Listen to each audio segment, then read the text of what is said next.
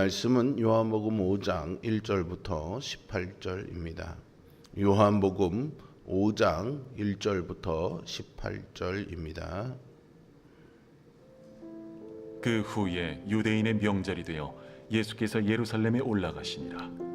예루살렘에 있는 양문 곁에 히브리 말로 베데스다라 하는 못이 있는데 거기 행각 5이 있고 그 안에 많은 병자, 맹인, 다리 저는 사람, 혈기 마른 사람들이 누워 물의 움직임을 기다리니 이는 천사가 가끔 못에 내려와 물을 움직이게 하는데 움직인 후에 먼저 들어가는 자는 어떤 병에 걸렸든지 낫게 됨이러라. 거기 38해 된 병자가 있더라. 예수께서 그 누운 것을 보시고 병이 벌써 오래된 줄 아시고 네가 낫고자 하느냐? 주여, 물이 움직일 때에 나를 못에 넣어주는 사람이 없어. 내가 가는 동안에 다른 사람이 먼저 내려가나이다. 일어나 네 자리를 들고 걸어가라.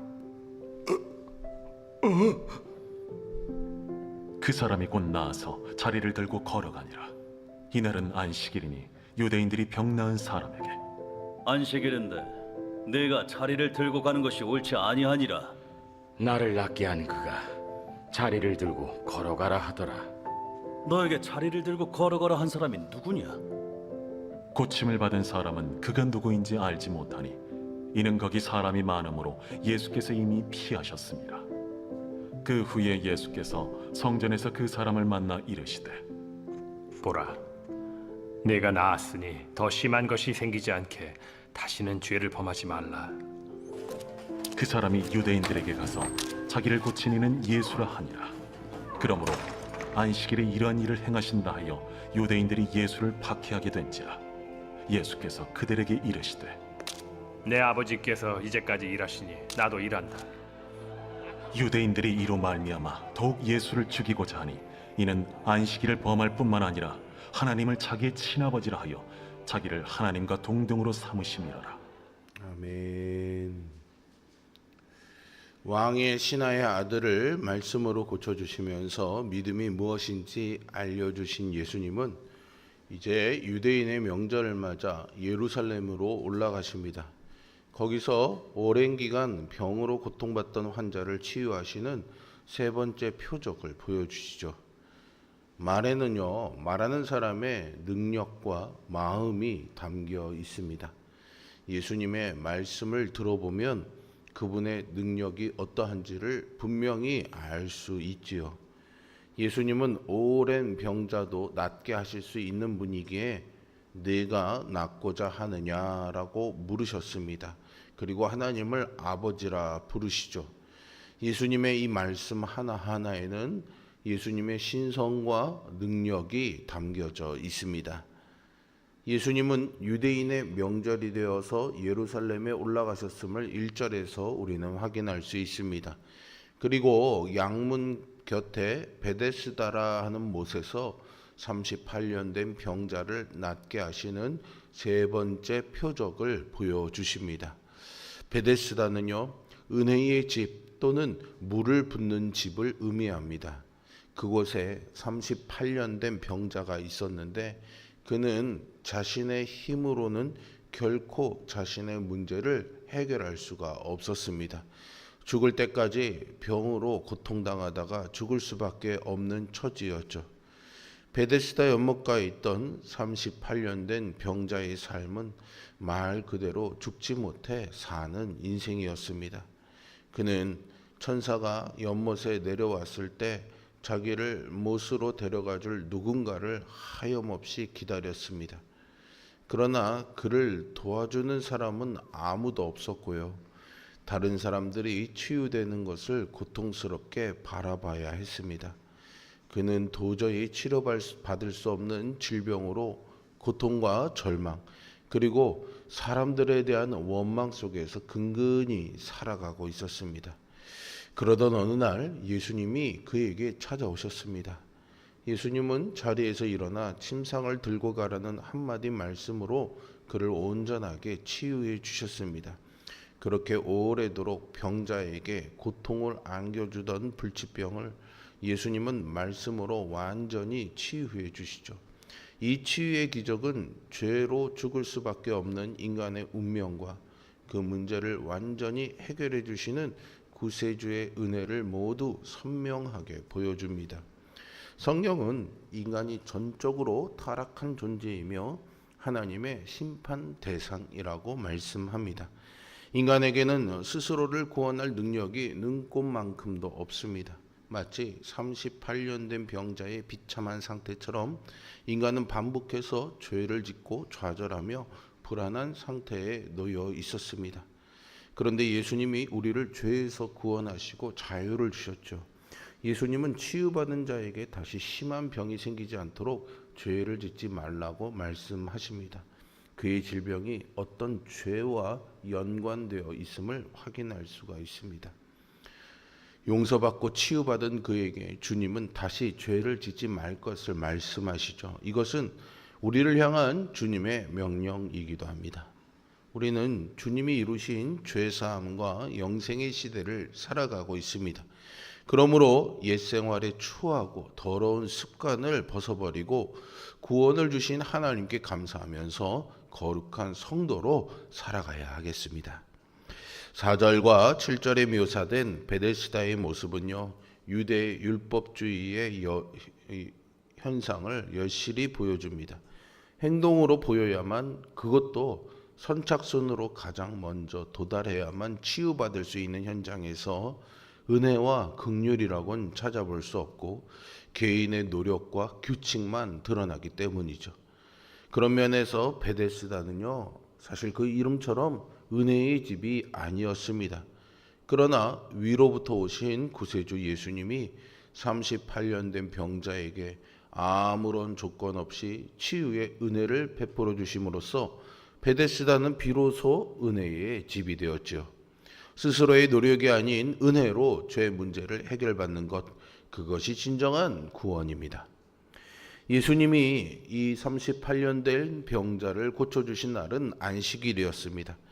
유대인들 중에 예수님이 안식일에 이런 일을 했다고 비난하는 사람들이 있었습니다.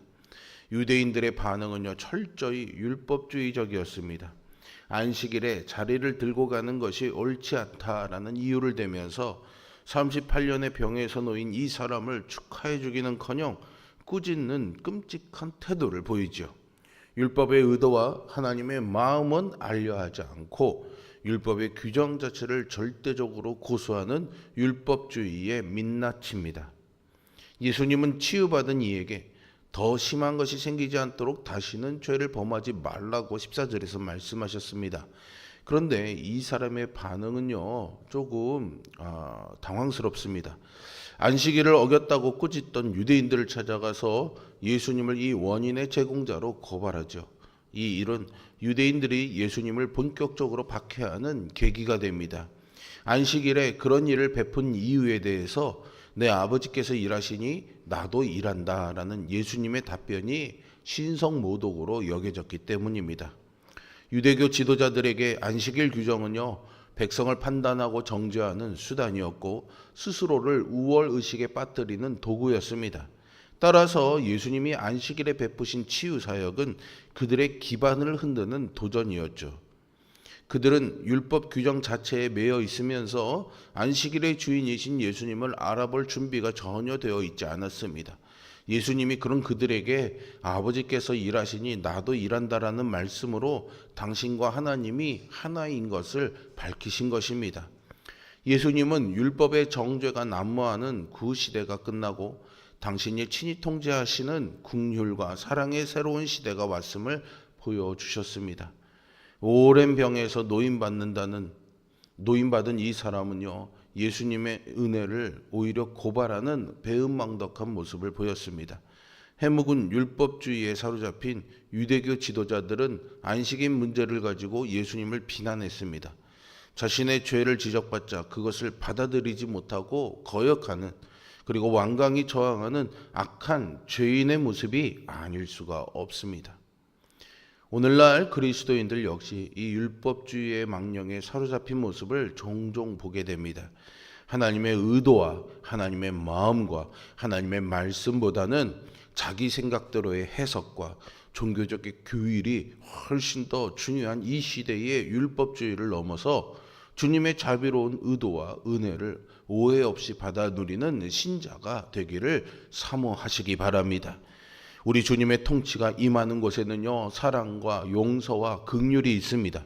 38년 된 병자와 같은 우리를 하나님은 예수님 안에서 새 시대의 새 백성으로 삼아 주셨습니다. 이 예수님 때문에 우리는 하나님을 아버지라 부를 수 있게 되었죠.